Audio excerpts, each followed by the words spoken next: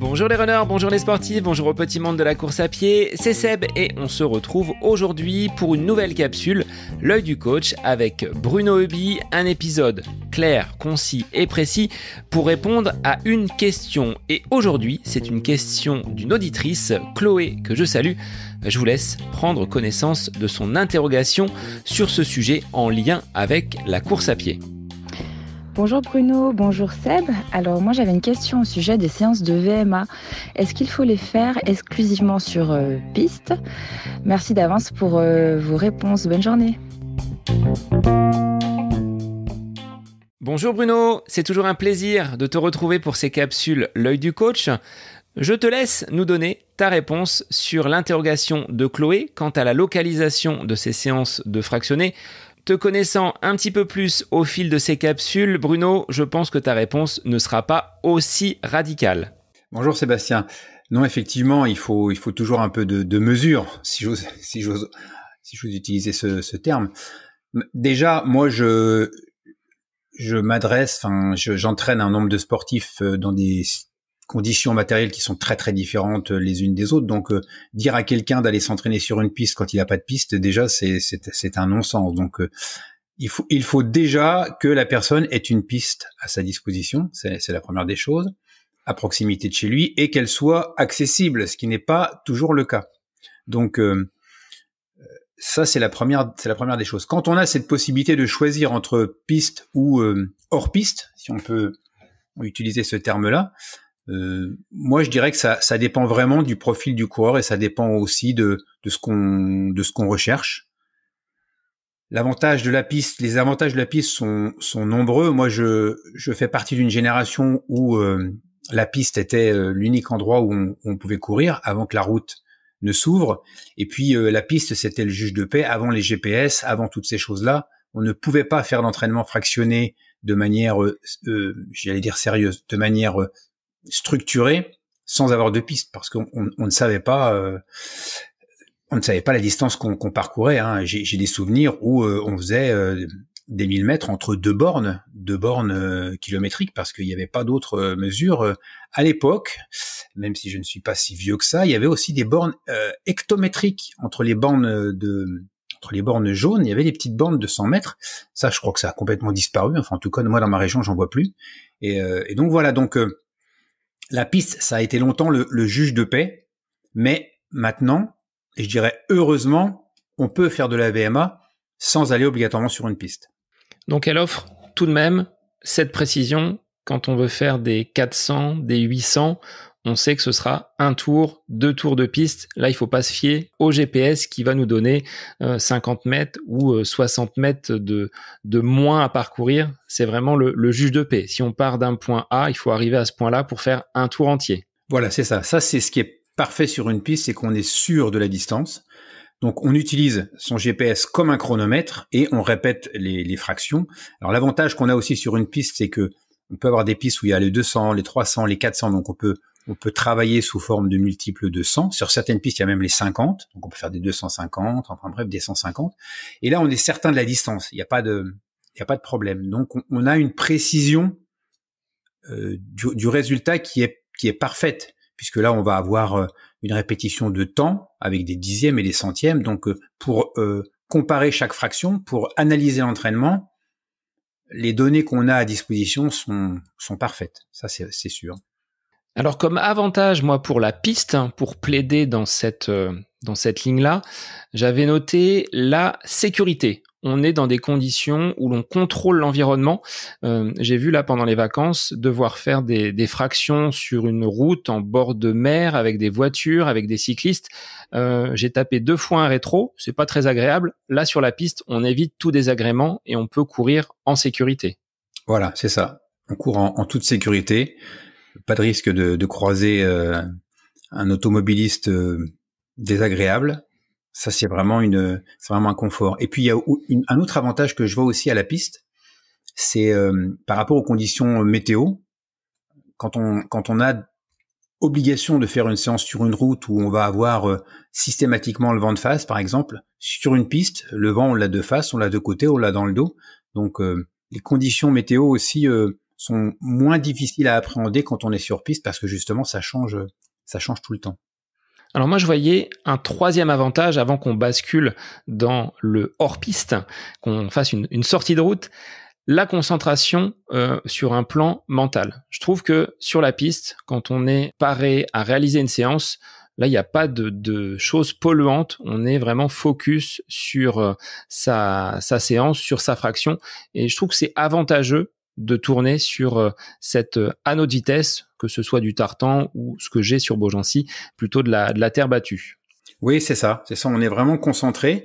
On n'a que ça à penser. Et puis alors, il y a un autre avantage que je vois à la piste, parce que je l'ai utilisé à maintes reprises, c'est les repères au sol. C'est-à-dire que, prenons un exemple concret, je pars pour faire un 400 en 1 minute 30, enfin peu importe. Dès les premiers 100 mètres, je jette un œil à ma montre pour regarder le temps. Et je sais dès le premier 100 mètres si je suis dans la bonne allure ou pas. Et ça, je trouve que c'est un très bon apprentissage. Moi, quand on me dit j'ai fait ma séance sur piste, je suis allé trop vite à mon premier 400, je réponds toujours mais attends, et tu jettes un coup d'œil à ta montre au bout de 100 mètres, et puis voilà. Si la séance doit être courue à 22 ou 23 secondes et que t'es passé en 18, ben tu ralentis tout de suite. Donc tous les 100 mètres, quasiment, on peut avoir un retour d'information sur la vitesse à laquelle on court. Et ça, c'est important parce que ça permet d'éviter de se griller ou de partir trop vite. Moi, je l'utilisais et je le surutilisais quand je m'entraînais sur une piste. Est-ce que ce revêtement, toi, j'ai fait l'expérience pendant les vacances, entre ma piste à Beaugency et une piste du côté de Châteaudun qui était en tartan, je trouvais que le tartan renvoyait plus et me permettait d'aller un petit peu plus vite que sur la piste à Beaugency qui a tendance à me coller un petit peu au sol. C'est de la terre, hein, tu as pu t'en apercevoir lors de ta séance d'entraînement au mois de juin. Est-ce que, en fonction du sol, que ce soit un chemin en terre, une piste en terre, un revêtement en bitume si on court sur la route et le tartan, on va avoir des différences dans les allures et ce sera peut-être à ajuster et à appréhender également pour le coureur. C'est ça, c'est exactement ça. D'ailleurs, on l'a constaté après... à partir de 1968, où là, les Jeux Olympiques à Mexico se sont déroulés sur une piste en tartan. Enfin, on appelle ça en tartan. Tartan, c'est une marque, hein, une piste en synthétique. Donc, les Jeux précédents à Tokyo en 64 étaient encore sur une piste qu'on appelait en cendré. Donc, on a vu les performances énormément évoluer. Et ce que tu rapportes, c'est exactement ça. Il y a plus de renvoi, il y a plus d'appui. Il y a les appuis sont moins fuyants. Il y a même un effet un peu rebond. Et même pour aller plus loin, puisqu'on est dans la technique, moi je suis pas un constructeur de pistes, mais ceux qui construisent des pistes font des différences entre les couloirs. Le couloir 1 est souvent un peu moins dur parce qu'il est réservé aux coureurs de demi-fond. Et les autres couloirs sont un peu plus durs parce qu'ils sont réservés aux sprinteurs. Donc il y a même des différences dans la qualité du revêtement pour permettre justement, en fonction de la spécialité, d'aller encore plus vite. Alors, qu'est-ce que l'on pourrait dire maintenant si on part sur du hors-piste ? Donc, non, il n'est pas obligatoire de faire toutes ces séances de VMA et de fractionner sur piste. Quels seraient les avantages de les faire à l'extérieur d'un complexe sportif si on n'a pas, à proximité de chez soi, un aménagement type piste d'athlétisme ? Quels avantages on va pouvoir en tirer ? Le premier mot qui me vient à l'esprit, c'est la liberté. Si je vais sur une piste, il faut que je m'assure qu'elle soit ouverte au public, que j'ai le droit d'y aller. Certaines pistes sont ouvertes, mais on n'a pas forcément le droit d'y aller si on n'est pas du club ou si on est sur des créneaux de club. Donc, hors stade, je peux m'entraîner où je veux, quand je veux, comme je veux, à l'heure que je veux. Et ça, c'est quand même un confort qui est très important parce que pouvoir s'entraîner partout, à n'importe quel moment et sur n'importe quel lieu, c'est quand même très très très agréable et très avantageux. Est-ce que tu conseilles aux athlètes de repérer peut-être des endroits qui seraient propices à ce type de séance? Si on fait du 30-30, si on fait du 400 mètres, du 1000 mètres, quelles seraient les grandes lignes d'une portion qui se prête plutôt bien à ce type de séance? Nous, par exemple, à Reims, on a l'avantage, on a le privilège d'avoir la coulée verte. Donc, dans certaines villes, et de plus en plus souvent maintenant, il y a des endroits où où les pistes sont réservées aux cyclistes ou aux coureurs. Nous, on a la coulée verte, elle dure, quand on part du centre de Reims, 6 km d'un côté, 10 km de l'autre, voire même plus. Donc là, il y a pas de limite. Et même la ville a bien fait les choses. Alors je suis pas là pour vendre Reims, hein, même si je suis très fier d'être rémois, mais la ville a même balisé à certains endroits des parcours. Donc on a des bornes kilométriques, des bornes hectométriques, donc des bornes tous les 100 mètres, des bornes tous les 500 mètres, et donc toute la voie verte est balisée. Donc là, effectivement, c'est très confortable. Mais bien souvent, moi, je vais m'entraîner à l'extérieur ou dans d'autres endroits. On voit les endroits où les coureurs vont s'entraîner, puis on voit des marques au sol. Souvent, il y a des coups de bombe, donc faut se méfier que ce soit bien juste. Mais oui, c'est bien d'avoir quand même un endroit qui soit sécurisé, comme on le disait tout à l'heure sur la piste, où on puisse s'entraîner dans des bonnes conditions. Après, on peut s'entraîner sur un bout de 1 kilomètre en aller-retour. C'est moins agréable, c'est moins sympa. Tout à l'heure, on parlait du vent. Bah là, du coup, pour le coup, on l'a une fois dans le dos, une fois de face, ce qui est pas mal aussi. Moi, à Reims, je m'arrange toujours pour partir, puisque je suis au centre-ville, je descends au centre-ville. Je fais toujours mon échauffement vent de face et je fais toujours ma séance vent de dos. Comme ça, je la fais en continu. J'ai pas d'aller-retour à faire parce que je trouve pas ça très sympa. Donc voilà, on peut toujours trouver des aménagements pour s'entraîner dans les meilleures conditions possibles hors stade.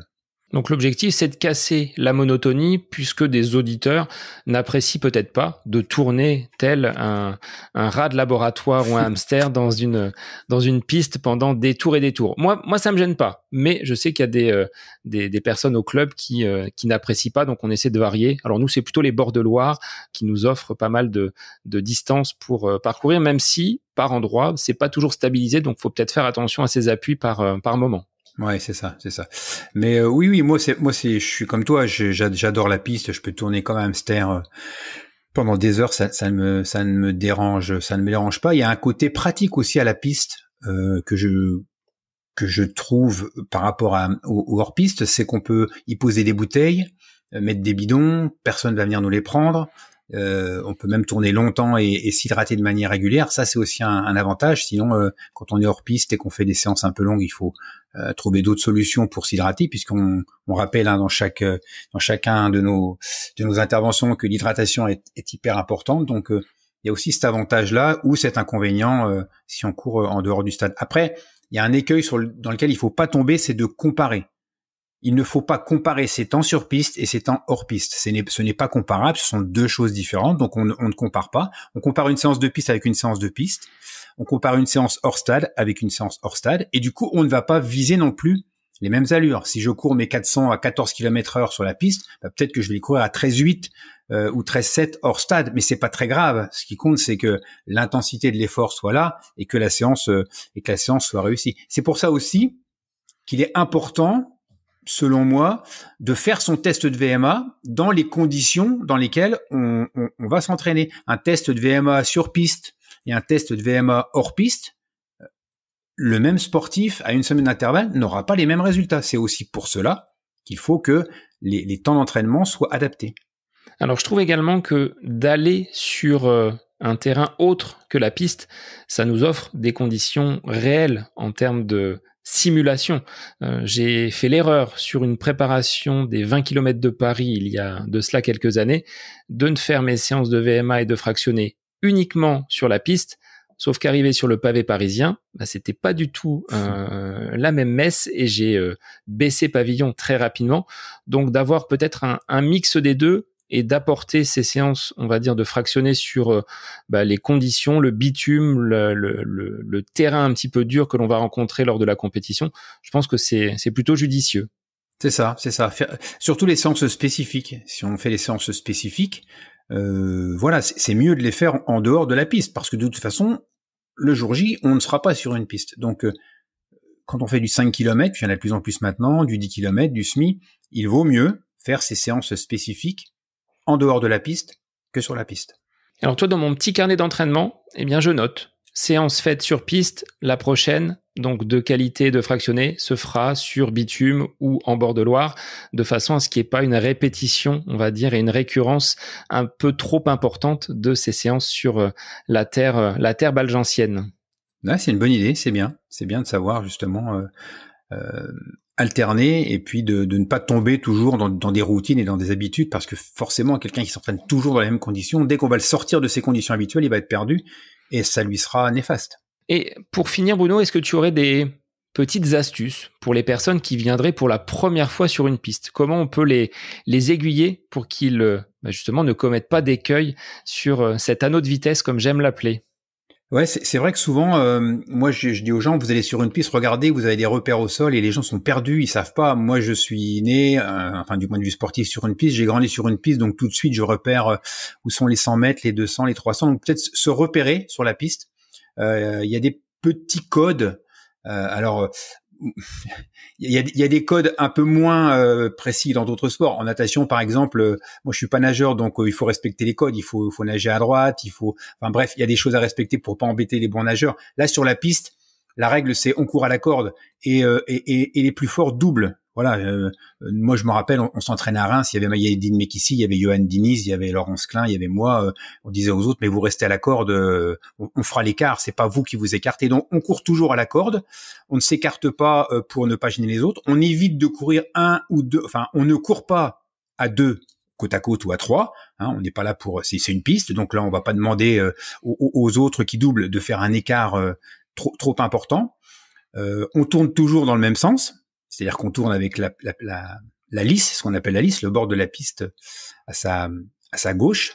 Il y a aussi des règles que moi j'aime bien appliquer. On finit toujours en ligne droite. Une course sur piste, ça se termine dans la ligne droite. Donc on essaye de repérer où est l'arrivée. Et moi j'aime dire aux gens que j'entraîne de toujours fractionner en finissant en ligne droite. Alors on peut finir de l'autre côté. Ce que j'appelle l'autre côté, c'est là où il y a le départ du 200. Mais on ne finit pas un fractionné dans un virage, parce qu'un fractionné, ça se termine vite, ça se termine proprement, comme on le voit en ce moment à la télé au championnat du monde de Budapest. Donc voilà, quelques petits trucs pour bien utiliser la piste. Faire attention s'il y a des personnes qui pratiquent le lancer, de pas se prendre un javelot ou quelque chose comme ça à travers le visage.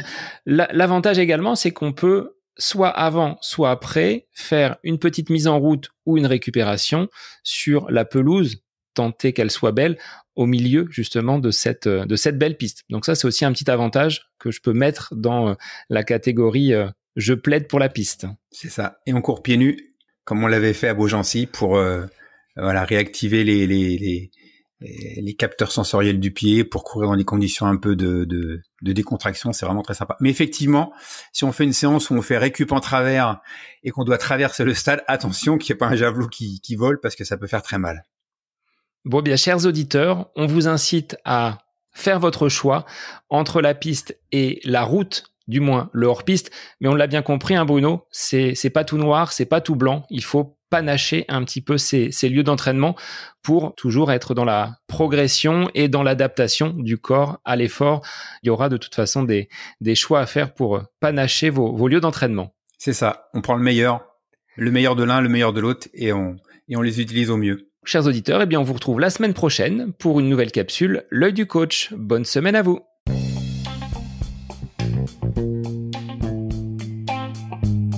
Cette capsule, l'œil du coach avec Bruno Heuby est désormais terminée. Merci à vous pour votre écoute, mais aussi pour vos retours sur ce format d'épisode un petit peu plus court.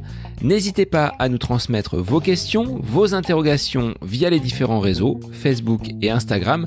N'hésitez pas à nous soumettre vos idées d'épisodes pour de prochaines capsules. Belle semaine à vous!